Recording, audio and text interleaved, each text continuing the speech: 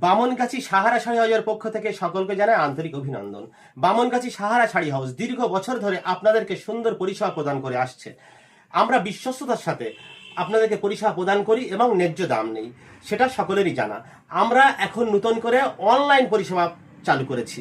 তা আজকে আপনাদেরকে দেখাচ্ছি একটা কাতান শাড়ি, যেটাকে সফট সিল্কি কাতান, যেটা নিউ আইটেমস, এখন যেটা আপনার এতে চলছে, ট্রেন্ডিংয়ে চলছে।